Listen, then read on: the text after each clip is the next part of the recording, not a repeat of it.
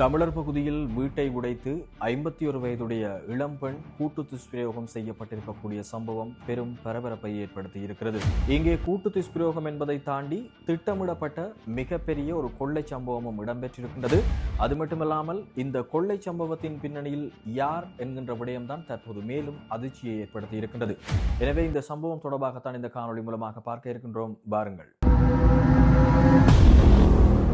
வணக்கம் உறவுகளே, Banujan report channel மூலமாக மற்றொரு காணொலியில் சந்திப்பதில் மகிழ்ச்சி. அதன்படி வவுனியா மடுகந்தை பகுதியில் இடம்பெற்றிருக்கக்கூடிய இந்த சம்பவமானது தற்போது பெரும் பரபரப்பை ஏற்படுத்தி இருக்கிறது. அதன்படி கிட்டத்தட்ட 51 வயதுடைய தொழிற்சாலை ஒன்றினுடைய உரிமையாளராக கடமையாற்றக்கூடிய ஒரு இளம் தாயொருவர் தான் இவ்வாறு துஷ்பிரயோகத்திற்கு உள்ளாக்கப்பட்டிருக்கிறார். இந்த சம்பவம் தொடர்பாக மேலும் தெரிய வருகையில் கடந்த 8ஆம் தேதி வவுனியா மடுகந்தை பகுதியில் இருக்கக்கூடிய இந்த பெண்ணினுடைய வீட்டிற்குள் நள்ளிரவு வேளை 2 பேர் நுழைந்திருக்கிறார்கள்.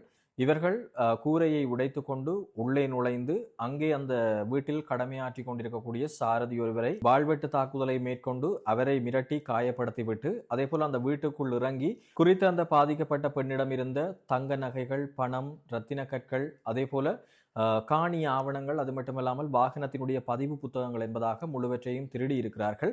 திருடிவிட்டு அந்த பெண்ணையும் இவ்வாறு கூட்டு துஷ்பிரயோகம் செய்திருக்கக்கூடிய நிலையில்தான் குறித்த இந்த சம்பவம் மேலும் பரபரப்பை ஏற்படுத்தியிருந்தது. இதனைத் தொடர்ந்து உடனடியாக வவுனியா போலீஸ் நிலையத்துக்கு தகவல் வழங்கப்பட்டதை அடுத்து உடனடியாக செயற்பட்ட போலீசார் அவர்கள் 2 பேரையும் மீட்டு இது தொடர்பிலான விசாரணைகள் இடம்பெற்ற போதுதான் பல திடுக்கிடும் தகவல்களும் அம்பலமாகியிருந்தன.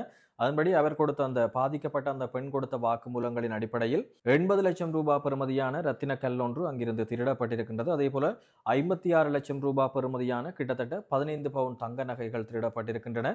அதே போல 5,70,000 ரூபாய் பணமாக கொள்ளையடிக்கப்பட்டிருக்கின்றது. 15 வாகன புத்தகங்கள் மற்றும் திறப்புகள், 35 காணி மற்றும் வீட்டு உறுதி பத்திரங்கள் என்பனவும் இவ்வாறு அந்த திருடர்கள் மூலமாக கொள்ளையிடப்பட்டிருக்கக்கூடிய சம்பவம் தொடர்பில் அவர் வாக்குமூலம் அளித்திருந்தார். இந்த வாக்குமூலங்களை அடிப்படையாக கொண்டு அதிரடி விசாரணைகளை மேற்கொண்ட வவுனியா போலீசாரினுடைய சிறப்பு நடவடிக்கை மூலமாக உடனடியாகவே அந்த 2 சந்தேக நபர்கள் கைது செய்யப்பட்டிருந்தார்கள். அதில் 35 வயதுடைய ஒரு நபர் ஒருவரும் அதே போல 29 வயதான நபர் ஒருவரும் தான் கைது செய்யப்பட்டிருக்கிறார்கள். இவர்கள் யார் என்று சொல்லி சொன்னால் குறித்த இந்த பெண்ணினுடைய தொழிற்சாலையில் வேலை செய்யக்கூடிய 2 ஊழியர்கள் என்பதாகவும் தெரிய வந்திருக்கின்றது.